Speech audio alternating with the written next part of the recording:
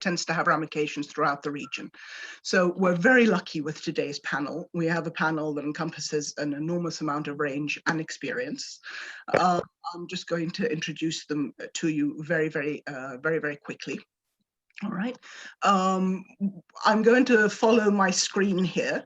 I'd like to welcome, first of all, Angus Blair. Angus is currently a CIB Professor of Practice at the School of Business at the American University in Cairo.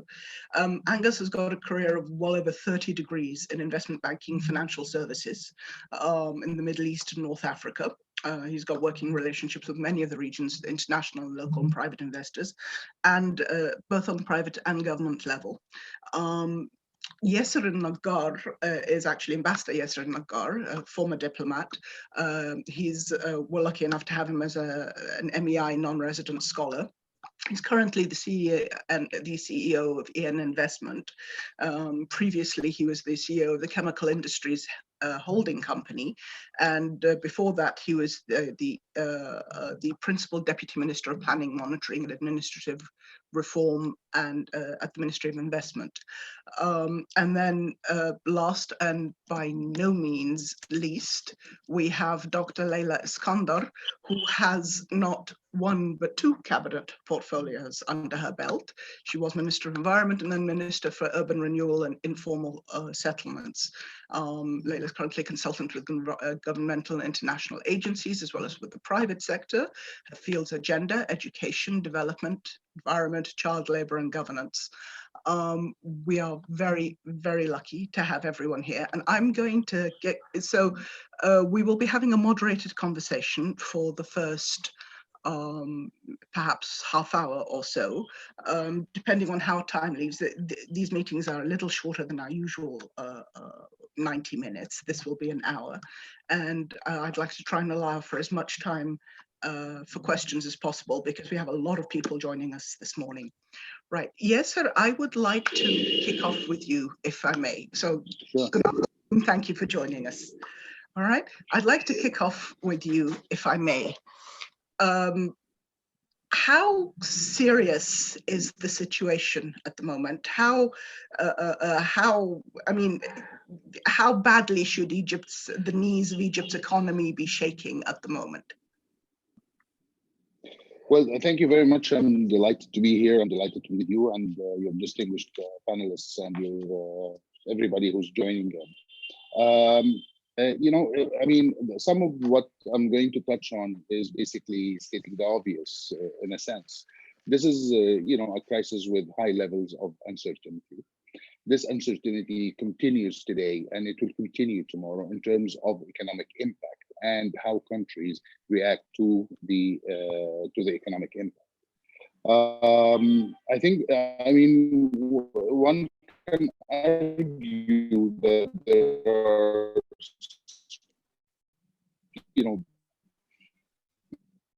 major differences between, but in the case of Egypt, I think that there are a number of areas that Egypt is hard hit in.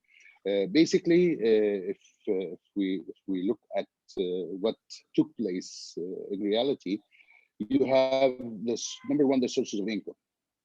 And the sources of income includes tourism, which is brought to a halt, remittances from expats in the Gulf countries in particular, and the Gulf countries, because of the economic impact of the COVID-19, but also because of the oil prices, the trajectory of the oil prices going down over the last maybe year has impacted also many Egyptians working there. They are adopting policies of layoffs that are very aggressive in those countries. So that is another impact.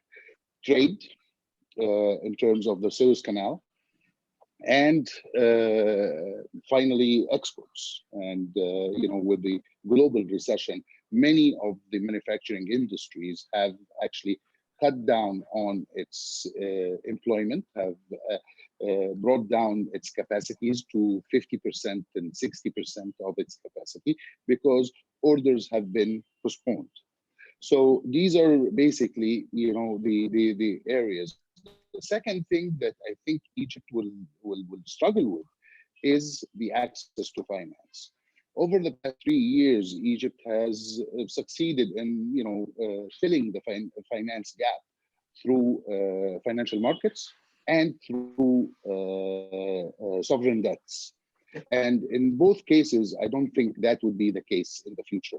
I think there will be crowding both in the financial markets as well as with sovereign debts, which are going to, be very limited, and there will be a lot of competition for that.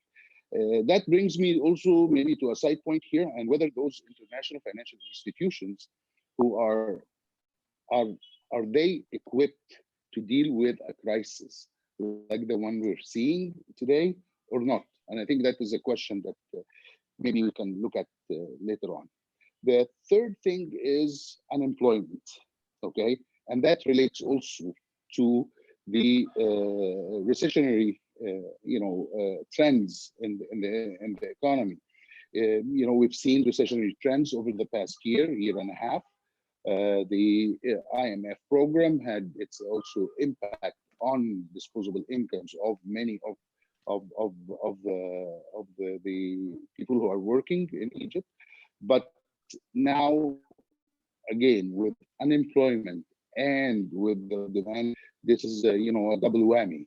Actually, it affects very much an economy that is very much based on consumers and consumer behavior, and that is something that we are going to be looking at in the future. But I mean, this is basically in a nutshell. I don't want to take more time, but this is basically in a nutshell where I see the challenges for Egypt is. All right. Thank you so much. You've actually raised a couple of questions which I'm going to take up with the other panelists. One of them, if I may, Leila, I'll jump to you. We were talking about employment. Now, the Egyptian government has, again, like every other government, asked people to work from home. Well over 11 million of Egypt's population who work cannot work from home. This is mostly the informal sector. These are people who don't have access to contracts, don't have access to social insurance, have access but to the public healthcare system, but it is difficult. How are these people going to cope? How are these people expected to cope? Because they still have to go to work. They still they still have to go to work. They still have to go out. They can't practice social distancing. And of course, for many of them, their employment is, as Yasser just mentioned, going to take a serious hit. How is the country going to cope with this? The informal sector has been around with us forever. And so regardless of whether the country deals with it or not, they have been dealing with it all their lives. Okay. Not that it's an enviable situation to be in, but you have the informal sector, day wage people who sit at the coffee houses, the tea houses, and rely on networks, information shared by local contractors to go out and seek opportunities on a daily basis. They're the worst hit because there's no more work in that sector, even if they have happened to bump into their networks. The work is just not there. So from about £2,000 per month, maybe, of income, it's zero, zilch now. So it boils down to, how am I going to feed my children today? Yeah. But the government has been responding. I'll tell you how in a minute. There's a different category of people, also informal, but they have been affiliated with formal companies because many formal companies hire informally. It appears to be easier, more flexible, and so on. And so with that category, it all depends on whether these enterprises are still operating or not. So if it is a construction company, they've all been invited to go back to work this week. So they did suffer hardship for 1 month. Maybe now it will be a little better for them. If they work in a factory, it all depends on whether that factory is still operating. And again, the government has done things to reduce the cost of transport by reducing the cost of the utilities and of the gas. And then there's the third group that is in the informal sector, but has never been employed. They're manufacturers. They manufacture informally in all of the workshops, which are like 60% of our slums are workshops. And they are active in the value chain that provides the entire economy, in fact, with inputs and with final products. So you have Khan al-Khalili, hotels, all these are shut down. So that manufacturing informal sector is also hard hit, but they may have a little savings set aside, unlike the first group that have absolutely nothing. Yeah. So that's like what, excuse me, the picture of the three groups of informal sector people. They're hard hit for income, and they're hard hit for to put food on the on the table, and to pay rent. Rent in slums is extremely high. Yes. So actually, you just brought us on to another point. You mentioned rent, which is oddly enough higher in slums because it isn't fixed rent. It's not. I mean, it's new rent. It's not fixed rent. But also there is the other issue that the government has tried to step in here and has said that it will offer. I mean, it's put aside 100 billion Egyptian pounds, which is a lot for a poor country like Egypt, although it has not yet said how all of that money is going to be spent. But we know that a good section of it is going to be going to informal workers who have been furloughed. The thing is, how do you reach out to informal workers who have been furloughed if they are informal? One of the things, they're not on a database, they're not on records. How does that happen? How effective is it? We know that about 1.5 million people have signed up to date, but how do you see that moving forward? Very good question. Well, it all depends on what your bita'a, your national ID, lists you as, how you're classified there. And that's a key thing that we need to look at after this crisis is over. So if you were ever employed by a formal sector enterprise, you are probably on your bita'a listed as having been employed. And so you are not lacking work. If you are classified as lacking work, بدون عمل, then you are in bad shape because you can't apply for any part of the 100 million package. The others who have been listed as actually are documented. They're there on a government database, and all they have to do is register. And then a couple of days later, they receive an SMS. They're using digital technology to reach people. And that SMS tells them which post office to go to and what day, where. So it's very well organized, in fact. But for those people, for that first group of day wage laborers, they have to rely on family savings, if any. I doubt none of them have, on charity mostly. And charity has been very active. The Ministry of Social Solidarity is reaching out to community development associations, really grassroots type people, to reach the unreached, the ones who sit at the cafe for daily work, and providing them with £300 per month until this is over. Okay, thank you so much. We'll get back to this in a while because it's kind of important. Angus, if I can jump to you for 1 second. I mean, Yasser had mentioned something important. He said that he wasn't sure whether how well the institutions were geared to coping to a crisis like this. So one assumes that much of the rest of the world is in the same situation. But if you could perhaps discuss Egypt first and then take a look regionally as well. Yeah, you're quite right. You're very right that this is an issue. Frankly, Egypt's in the same boat as almost every other country in the world. We're still in the middle of a crisis, which may yet have another peak. Medics are still looking at the pathogenicity of this virus. We don't really know how it's going to affect, so we're still in the middle of it. I have to say, I've been very pleasantly surprised by the action of the government in many instances of what to do right away. First of all, you have to realize in terms of institutionalization, an exceptionally good central bank, an exceptionally good Ministry of Finance and other ministries that are staffed by, I think, incredibly competent people. who would be good anywhere in any country. In terms of where we are, first of all, interest rates were cut very quickly. As Leila mentioned, there was also cuts in energy for gas and electricity prices for industry. That has helped. There have also been other measures to try to, as your Minister of International Cooperation mentioned last week, help for those with smart cards. The issue comes as to what happens with those who are basically undocumented or who are in the informal sector. But I think what came out in the seminar last week, which I thought was interesting, and other commentary by various officials, has been that there will be a move to try to encourage, cajole, push, help the informal sector become formalized.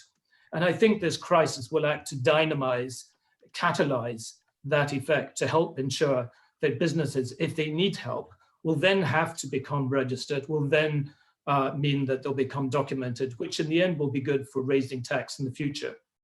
But it's a process in train. And I think that there's much also that many countries are learning from each other in this process. But the fact that interest rates have been cut, the fact that there's going to be an extra nearly 40 billion Egyptian pounds for health and education in the next budget, which was only announced, I think, yesterday, is going to help. And I think we should touch on education. I'm very pleasantly surprised by a whole variety of other elements where people were up and running pretty quickly with ideas. I have to say my own university, American University in Cairo, has been absolutely superb. I think easily a month ahead of where other universities are in being prepared in Europe, for example, in ensuring that the students can be online and working and learning. And in fact, that'll be the future, I guess, for much of the foreseeable future is teaching students online. There's much yet to be done. And clearly, like everywhere, one can use a helicopter approach and by dropping money into the central bank into the system. But at the moment, what you're seeing so far in mature markets is that much of that capital is being held by Angus, banks. I think, there we go. Much of that capital is being held by banks. And I think that a better way of doing it, as you're seeing in Britain and now in America, but also here, is channeling much of that capital in through, in this Egypt's case, through smart cards, making sure it's coming in at the very bottom of society with people who really need it. And I think we'll see more of that kind of stimulus in Egypt, which would really help provide cash at the bottom, which will help oil the economy as quickly as possible and help those who need it. Thank you so much. A couple of things, please. First off, so you mentioned that the government had moved very fast to cut interest rate, which is great. But Egypt's not a particularly indebted society. So at the end of the day, how helpful is that? Well, first of all, it's useful, very useful for the government. Very useful for them and it gives the government greater fiscal maneuverability. The greater you drop interest rates, it helps the government. And I should also note that for every $10 drop in the oil price, Egypt's saving between 250 and 300 billion Egyptian pounds on subsidies. That's going to help enormously provide extra capital. So the oil price fall has also helped. It hasn't helped the Gulf countries, which I think you want to have a few minutes to talk about at some stage. But I think it's not good for them, but it's good for Egypt. So if we talk about the government's regulations, I mean, do you think the government should be pushing more on the monetary side or on the fiscal side?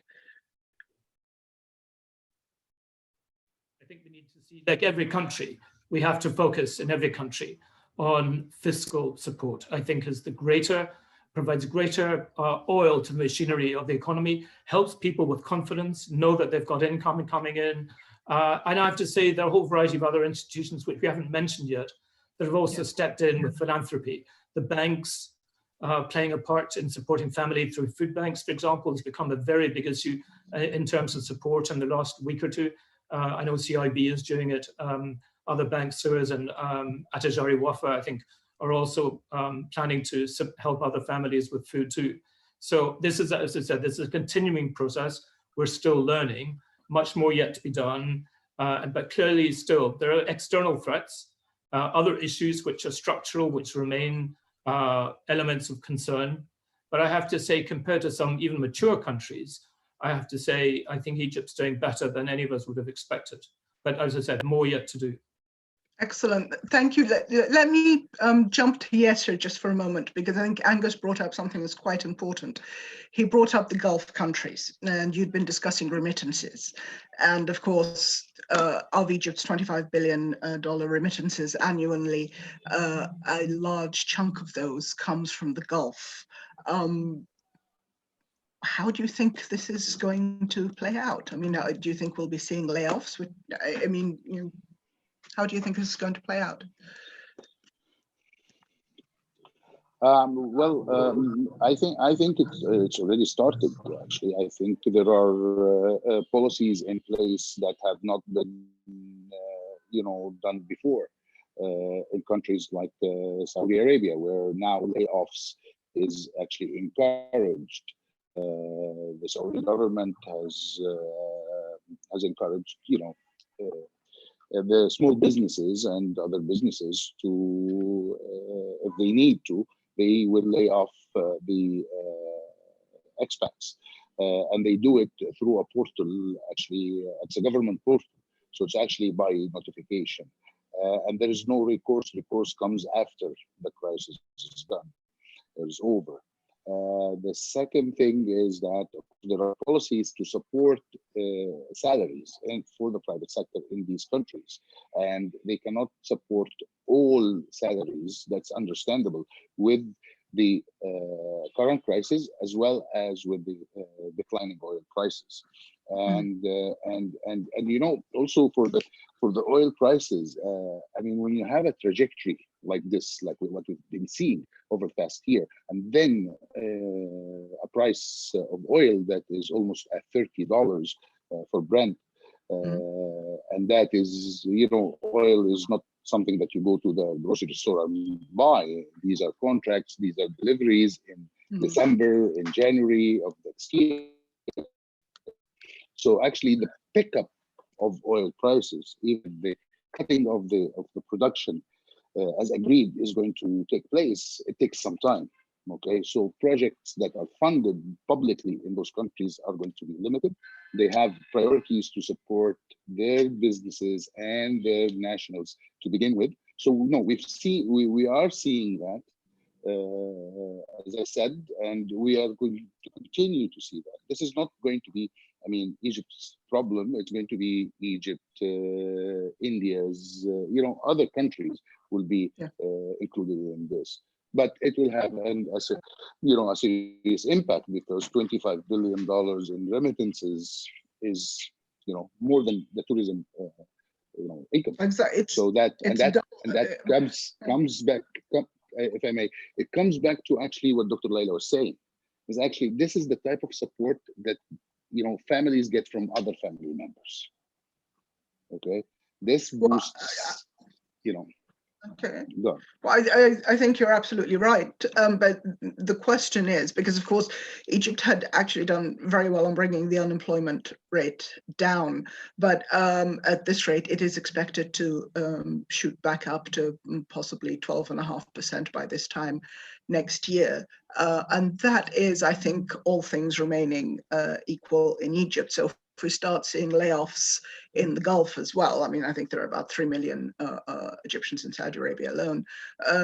If we start seeing layoffs in the Gulf as well, do you think Egypt is at all equipped? I mean, do you think there's a plan in place to cope with a larger influx of laborers coming back than usual?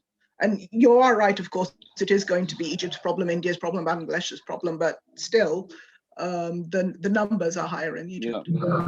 Yeah. Yes. No, I agree with you. I agree with you. And again, this is a crisis of multiple aspects, and and this is something that you really cannot plan for. I mean, if you want to plan for, you would plan for like 2 years ago. Okay, but this is something that you need to react to on a daily basis. Really. What I think is really important is that there is, in addition to the good decisions and good measures that the government has undertaken over the course of the last month and a half.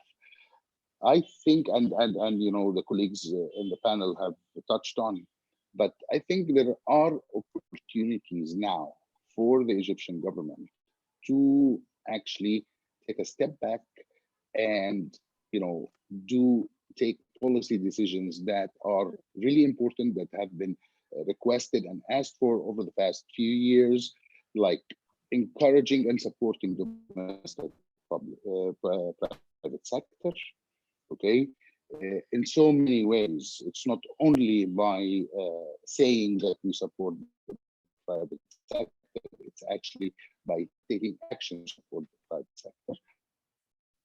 Okay. There are, you know, reprioritize the public spending to support, you know, employment and to support, you know, the small and medium-sized enterprises. Because of this, and as Dr. Laila said, and as you mentioned, the informal sector is so wide. It's not only the guy that sits on the cafe, but the informal sector is also, in a sense, there are some professions that are being recruited informally, really, in the small and medium-sized enterprises. And these small and medium-sized enterprises, the question is, can they weather? Do they have enough liquidity, enough cash to weather this crisis for a month or 2 or 3 or 6 or not? And this is where I think it's really important to have a big push in this regard from the government. Lovely, thank you. We do have questions coming in.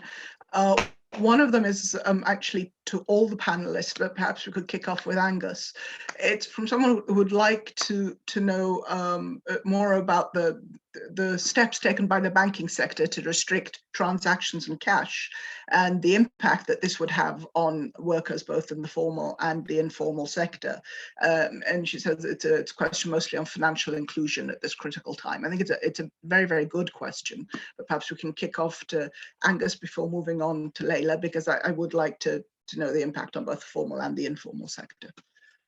Well, first of all, Meret, that issue the instruction came from the central bank, not from the banks.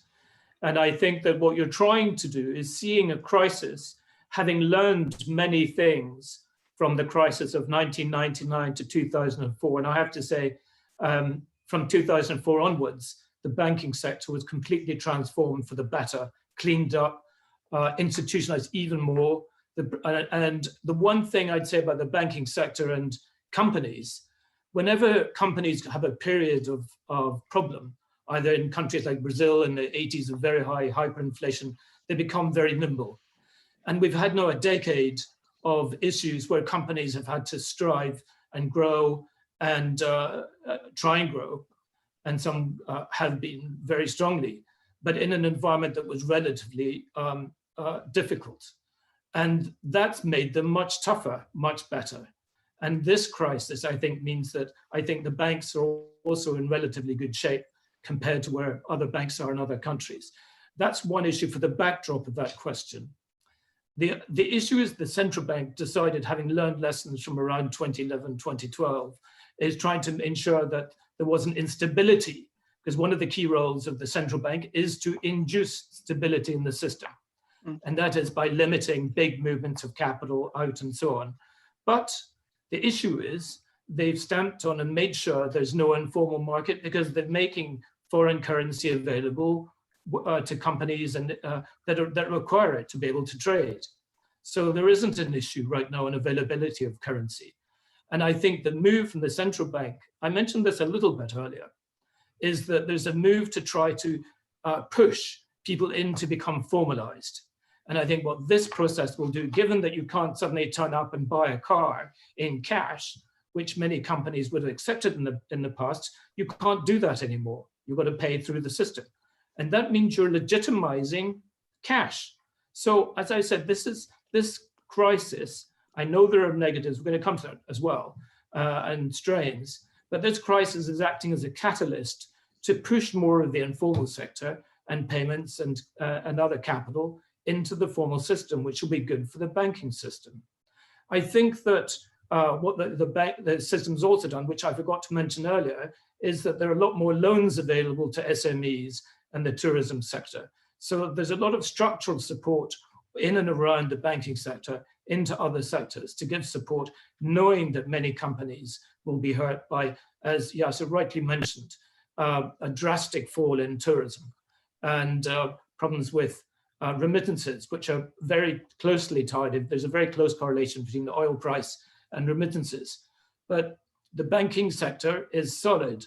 And I have to say, this isn't like 2011 or even the financial crisis we had in 2008. Clearly, people are concerned, though everywhere. But I have to say the lessons learned from the crisis here from 1999 to 2004, the lessons from around 2011, 2012, 13 have been learned. And I think the system is more nimble than elsewhere because all of these issues have institutional memory of people who lived through them. And so I'm relatively comfortable with some of those issues and methods that are being used in the marketplace to induce stability. So thank you for that. And speaking of the central bank, well, shouldn't one of the roles of the central bank, if it does want to attain stability, which of course it does, shouldn't one of the roles of the central bank be to pump in liquidity? Because I mean, these loans are going to start defaulting soon. So shouldn't the central bank be trying to pump in liquidity as well? Well, that will be happening. It's happening everywhere in the world right now. Mm-hmm. So Egypt will be doing what other central banks are doing all over the world. You saw the JP Morgan numbers this morning. They've got whatever, I think I wrote it down, over $8 billion potential hit for their credit. So that you see that mature countries are going to be in very significant structural problems. The positive point, and you mentioned yourself, Murad, earlier, is Egypt is not an indebted society. This is not a country, and it's a fantastic strength to have. As somebody who constantly questions, but I come up with constructive solutions. That's my job as historically as an investment banker and now at AUC, is the fact that we come up with solutions. And the fact that in a country, luckily, where there is not that greater market for mortgages, there aren't that many companies that are indebted. The government is seeing lower interest rates, which is helping give it fiscal maneuverability. And I'm still in favor of cutting interest rates still further, by the way, to give the government still greater fiscal maneuverability. But can I mention one thing before I forget, because I don't know how much time we have, but there are many lessons that we can learn. Obviously, people are talking of what happened in 1918-19 with the original pandemic, Spanish flu pandemic. The fact that one can learn from the New Deal, from the Depression, and from the 2008 financial crisis. We can learn from many of these things. One of the positives is that, first of all, the construction sector in Egypt is still continuing. Cement demand remains relatively solid right now. And the agricultural sector continues to be solid. That's about 25% of workers. The construction sector remains solid. That counts for another good chunk of workers.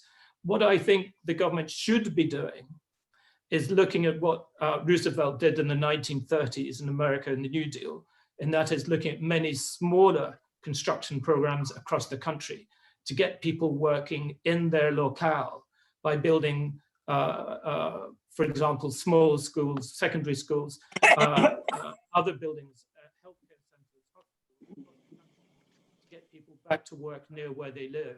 And I certainly hope that would be part of their program, not just for this crisis, but a continuing basis, especially also potable water programs, wastewater programs, and using renewable energy.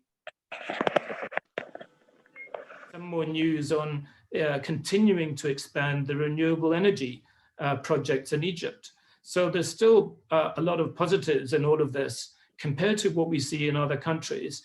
But as Yasser is mentioning, still problems related to remittances will be under threat. Suez Canal is a coincident indicator of current trade.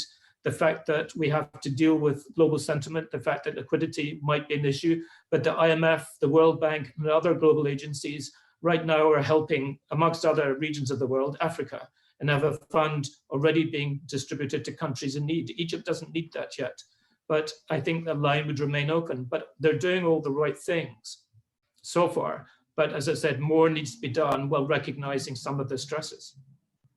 All right, thank you so much. I'm going to jump over to Leila now. Part of that question and another question that have come in. One, the cashless transactions for people in the informal sector. I don't know how well that works, but you do.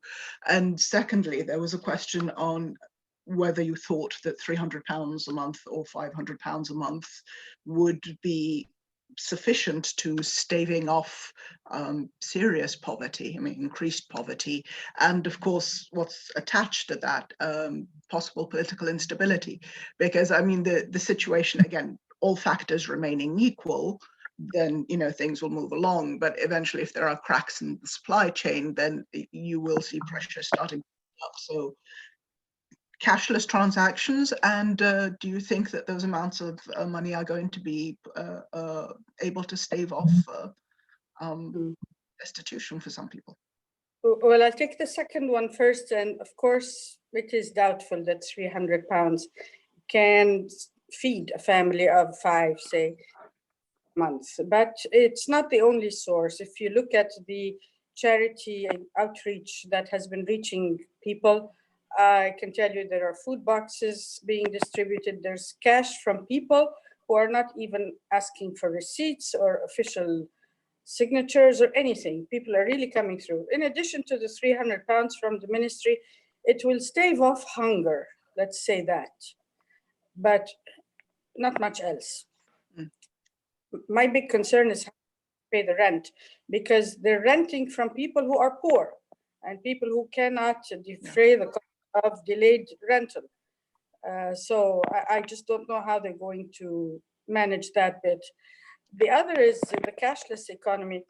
What is becoming really common, more common than before, is e-wallets in slums. Be surprised. Many of the transactions are now turning to digital e-wallets. At the end of the day, you have to cash out, of course, but at least it's a first step towards getting there onto digital platforms. Furthermore, all government employees are paid through ATMs nowadays. Nobody gets a wad of cash or a check. But if I may take up something that Ambassador Yasser said about, we're going to really have to take a look. This is an opportunity for us seriously to look at the informal economy. And I'm looking at the bottom of the heap, those who have to sit at cafes, not the ones who are remittant, عمالة غير منتظمة. And the manufacturing sector too, because there's a huge SME manufacturing sector that's totally outside of the financing system, outside of banks, of credit, of anything. The approach in days gone by has always been, let's formalize them so that we can tax them. The opportunity now is to stop doing that and take a brand new, fresh look at these people, how they are formal. They're not informal pirates. They're families. They're not individuals. And adopt an approach towards formalization that looks at families. In fact, many of the businesses in slums are where you have a lot of unpaid female labor. So you really want them to formalize so that their wives and daughters can get paid and can get social protection. So we have stopped looking at how much we're going to collect in taxes once we formalize these people, and thus let's be very good at registering their businesses and taxing. And even if we go through the grace period, it's not going to work. That's one.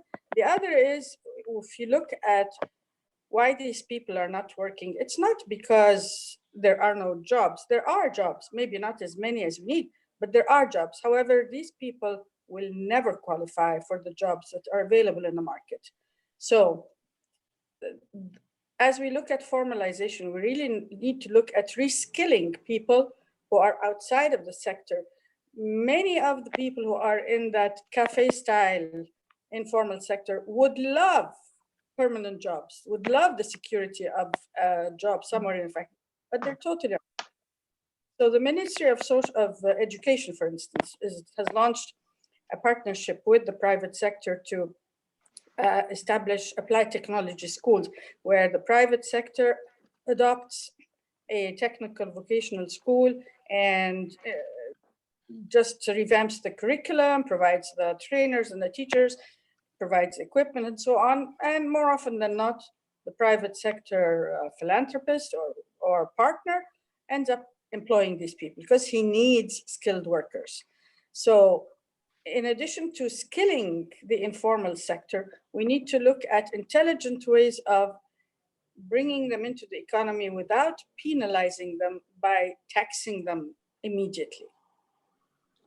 Yes, I think, thank you so much. The tax is possibly something that we will move on to in a second. Yes, sir, if I can jump back to you for 1 second. Obviously,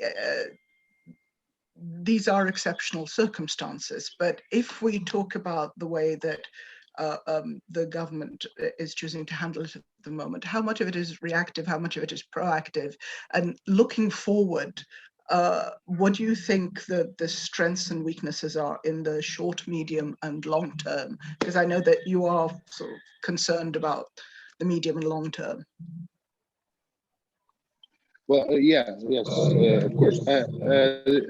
I mean, just simply, I think some of the measures were proactive, some of the measures were reactive, but reactive in a sense that it was a timely reaction to a crisis that people saw, like with tourism, for example. It was a reaction, but a quick reaction that was appreciated by the industry as a whole. Now, looking forward, I mean, this is maybe a couple of points I would make. Number one, that there is no one size fits all. Different countries have different needs, have different policies, and they should react differently. Okay, what applies to South Africa might not apply to Egypt. What applies to India might not apply to Egypt, and so on and so forth. So this is where you need a sense of creativity, as well as you need a sense of knowing exactly what the end game is and what you want to do. We can all debate the objectives, whether it's implement, whether it's boosting demand, whether it's preserving industries. I mean, different things. And we can actually debate the policies, whether they're fiscal, monetary, or more structural policy. But the one thing that we have to do, and this is really special for Egypt's case, is looking at the longer term in terms of what this crisis have unfolded for Egypt. It unfolded, many issues, and I think they're, easy to deal with, and if you have the right policy, they will have a very good impact. Number one, we spoke about the manufacturing sector in the informal economy. Bring that in manufacturing sector to the formal economy. Okay, the approach should not be taxation.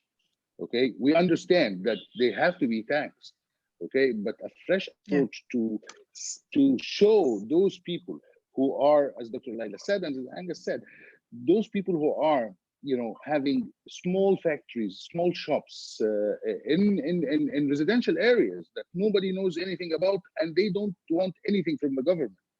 So they're not looking for loans, they're not looking for electricity, they're not looking for anything. These are small. Right? So you need to have a fresh approach to those. And actually, once you bring those in, okay, this is how, I mean, you have a way of supporting them actually and providing services to them. So that's number one. Number two, in terms of technology, I think what this crisis also showed us, and we all watch, all those videos on, on the social media, telemedicine. If you want to expand the health insurance to as many people as possible, you need to actually automize it. Okay, you need to get out of the current system right now. You need to spend more, but you're sure that you're going to get a better return on that. In terms of cashless societies and financial inclusion, it's not only that you're not only addressing those with those who are banked. you're addressing, other people. So you need to expand your, or maybe, expand your approach to actually automate points of sale to begin with. This is how basically financial inclusion happened in China. You changed the point of sale, you automated the point of sale. So there was a less need for cash in the society, okay? And that's how you can bring people in the system, because they have to use technology, they have to use their cards, or maybe not their cards, their phones and so on. You have a population here in Egypt where the penetration of smartphones is almost at 35% of the population. So you have 35 million people with smartphones. You have 110 million phones for those 100 million Egyptians. Okay, Yes. These are the tools that you want to approach, and you need to support those industries. You need to support those industries in education, e-learning, in healthcare, in the financial sector. These are the things that you need to actually. This can be a turning point for Egypt's economy in the next 2 to 3 years. So let me ask you something. When you say two things, one on the taxes, I think one of Egypt's problems has been traditionally that it's just not very good at collecting taxes, and therefore the approach has been to slap taxes onto consumer goods, which of course is paid disproportionately by poorer people in society. So in the middle of all this, you're going to ask the government to curb the impulse to collect money from taxes, which won't be easy, but if we try and forego some of those taxes, then that windfall will have to be, that fall will have to be made up somehow. So then are we looking at wealth taxes on wealthier individuals, on corporations? I mean, how would you intend to make up the fall on taxes? And then the second thing is, go ahead. Okay, and then the second thing would be, when you say support some of these small industries, what kind of support are you talking about? But I'm sorry I jumped into your question. Go ahead. Yeah, no, in regards to taxes, I'm not arguing for alleviating the current tax system or any of that. I think that, there has to be a tax structure that taxes, but again, it's just as much as the informal sector, okay, as much as the informal sector holds so many people in manufacturing, it is the informal sector that doesn't also pay taxes, okay, that doesn't pay VAT, okay? So it's actually, it's the taxation, the way it's structured, it taxed only those who and you actually sort of have a heavy hand in taxation on those who okay, which is, again, fine. I mean, it's a, if there is wealth, you need to pay more taxes. I totally subscribe to that. But what I'm saying is, when you have that underlying argument, why you want to bring in the informal sector, and the only narrative that you're using is because you want to tax them, they're not going to come in. They're going to, play tricks, and look, governments and governments lose against its citizens all the time, or 99% of the time. So that's my number one point. The number 2 point which you raised is how to support those industries. I think it's really important that the initiatives of the central bank for supporting, for micro lending, small and medium-sized enterprise, they need to be more effective. Okay, so far, the penetration rate for those loans are not as we have hoped for, and not as we have expected. They're less than that, because again, there are risks that are associated with it, we understand, but you have to loosen some of the criteria to bring those in. And this is really where it's important. I mean, the Egyptian society, the Egyptian economy has a lot of creativity in it. You can look at the startups, you can look at all the ideas that are floating, it's actually you need to support that, and you need to support them aggressively. All right, thank you so much. I have quite, sorry, Leila, did you want to say something? Just one mind about taxing. The informal sector may not pay direct income tax, but by golly, they pay taxes. They pay taxes when they export, when they import from China, in all of the slums where we rotate. I mean, people do import from China, they pay taxes. They pay taxes on gasoline, they pay taxes on electric bills, they pay taxes when they buy things. So it's just income tax. Yeah, thank you so much for that. I think that's important. Angus, if I can jump back to you for a second, you brought up a few things that I just wanted, I wondered if you could maybe go over them. One, when you were talking about the regional aspect, perhaps you could let us know whether, I mean, what it's going to take in terms of regional effort to try and help people, try and help economies get through this, because there will need to be coordination across economies. The other thing is you'd mentioned education, and you'd mentioned how wonderful it is that people were moving forward with digital online education. The thing is, of course, Egypt's education system is heavily strained, has many challenges, and I know that there has been movement towards trying to digitize and go online, but I assume that it's going to be an extremely heavy lift, although this perhaps would be a way of kickstarting it. But perhaps we can just take a quick look at those two. First of all, I'll deal very quickly with education. As I said already, this crisis is, I think, acting to catalyze some things. I view where we are. This has been like a timeline. We were on a timeline where we had made assumptions for the outlook and how to deal with threats. A bit like I'm teaching corporate governance. You're looking at external risk, internal risk, a whole variety of risks, as well as dealing with transparency and governance and so on. Because that timeline has now moved, we're dealing with something that has altered the outlook very significantly. And therefore, as Yasser mentioned, we need this word creativity in everything we're doing. And I've used it a lot over the last few years in terms of how we approach a crisis and how we look at opportunities. And my colleagues at AUC, many of them are looking into how we can do that, and a whole variety of teams of people, both in this business school and social policy and elsewhere. So I think that it's a catalyst for change. You have to remember that Egypt's constitution says that 10% of GDP should be invested and spent in health and education. Yes. This crisis, I think, will help push that going forward. But yes, it'll be a heavy lift. Some universities and some schools will benefit more directly, but it's a change we're seeing across the world. But I think Egypt needs to focus increasingly on health and education. I also think in developing talent. Yasser is absolutely right. Amazing talent amongst young people. There should be a focus on IT development. Do everything you can to help startups in any way possible. Another idea to push out there, just make it easy. And Leila's right, you take time to develop something. So you don't want to push people right away into the formal sector. It is a process. You want to encourage people to do it.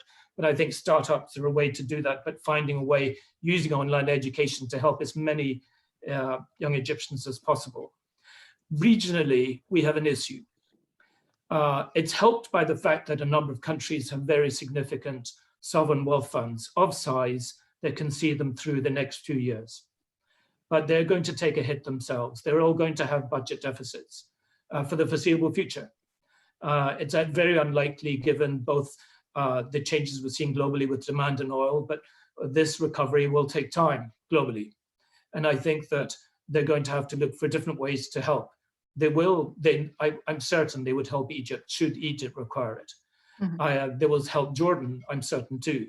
Lebanon is another picture entirely, where you have a massive unraveling, too much to go into for this debate, but incredibly precarious position that needs as much help as possible, but probably won't come from the Gulf. I think they themselves are going to see structural changes in the GCC, much needed. I think the reliance on real estate investment and development as a panacea and support for the economy has to alter themselves. They will look at their economic structures, industrial structures, service structures going forward, and how many people work for the government too. But in the case of Egypt, if I want to say, because I'm looking at the clock there in terms of time for ideas, what this crisis has also thrown up is an opportunity for Egypt elsewhere. There are already questions of globalization before all of this had happened. Questions over the efficacy of being in China, of the fact that you have a monopoly or oligopolistic structure in terms of production in China for pharmaceuticals and IT. We're going to see much greater diversity of moving FDI around the world. Egypt should be in a position to gain from that as people look out to diversify production. I've long been a believer in it, and it would be helped by the new canal zone, for example. I'm positive about that. I think we have to get agriculture. I'll just be very quick. Agriculture, we have to increase production food in almost every country. Egypt should focus on that, be much more efficient in its use of water. I think in terms of FDI, I've just mentioned, focus a lot on renewable energy. There's the Benban solar plant is about the biggest in the world. There's much more that can be done in investing in solar energy and in wind energy. And I think that we have to look at other areas too. The financial services sector, I'm relatively fine with. But looking at agriculture and water is vital, in addition to what we've said, increasing production significantly in agriculture, because countries in this crisis have begun to hold on to their food. So it's an imperative that Egypt develops as much as possible with using much better water practices, which it can learn from development partners that are already trying to help. Thank you so much. We have 3 minutes left, and maybe I can just take 2 of those to ask Yasser a very, very quick question. We've been taking questions from the audience, and this is another one of them. Egypt's economic progress had actually been moving along quite well before all of this. There had been very significant gains. This, of course, is going to impact. Do you think, how do you think the government can, to an extent, mitigate? Not everything that we've just been talking about, but specifically with review to the economic reform. Is there a way that the government can mitigate this at all? In 2 minutes. Yeah, in 2 minutes. Well, you know what? It's because of the progress that we've done. It's actually that we have now, some cushion to do the measures that we've taken so far, like cutting interest rate, by providing, stimulus through the banking system, giving, postponing taxes, and so on and so forth. But again, this crisis is how do I say, is capital rich, in the sense that the more capital you have, the more you're able to weather certain issues. But I think so far, what we have done is quite impressive in trying to deal with the crisis. In the future, I think there has to be very strong push with some structural changes. I think the key here really, again, is how do you channel money to the population? And I only see that happening not only by cash cash only, but by really supporting and boosting the domestic private sector. I think the domestic private sector is really crucial for the coming 2 to 3 years in pushing us out of this crisis. That was almost exactly 2 minutes, so thank you so much. And that actually sort of would lead on to another entire hour, but we don't have it. We're out of time. Thank you so much to our panelists, Angus Blair, Ambassador Yasser Rida, Dr. Layla Iskandar. Thank you so much for your time. Yasser al-Naggar, don't make the mistake. Yasser al-Naggar. What did I say? No, Yasser al-Naggar. Ambassador Yasser al-Naggar is on my mind. Ambassador Yasser al-Naggar, thank you so much for your time, and thank you to everyone who joined us today, and we look forward to seeing you again. Thank you. Thank you. Thank you. Bye-bye. Bye.